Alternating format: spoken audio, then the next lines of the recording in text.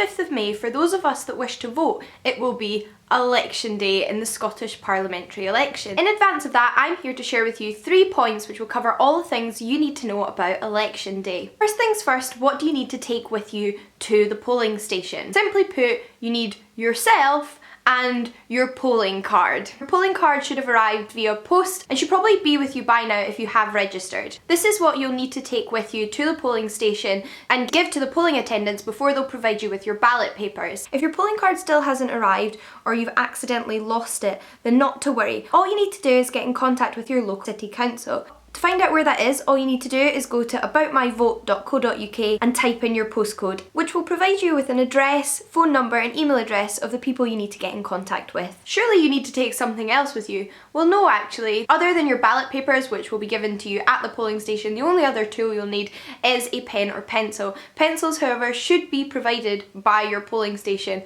although it never hurts to be prepared. Which brings me to point number 2. When and where do you go to vote? I've been talking about your polling station, but what exactly is your polling station? Well, if you look to your polling card itself, all of the information you need to know should be on there, including which elections you're voting in, what day the elections are happening, the address of your polling station and its opening hours. The address of your polling station will depend on where you're registered to vote, but all polling stations in Scotland will be open from 7 AM to 10 PM to give you plenty of time to work around your busy or not so busy schedule depending on what you have to do that day. Which brings me lastly to point number 3, which is what do you need to bear in mind when you're voting at the polling station? Well, as this is the Scottish parliamentary elections, you'll be given 2 ballot forms by your polling attendant, one which lists your constituent candidates and the other which lists your regional parties or candidates. Each ballot form requires only 1 cross each in 1 box. If you damage your paper or write on it in any other way, including signing your name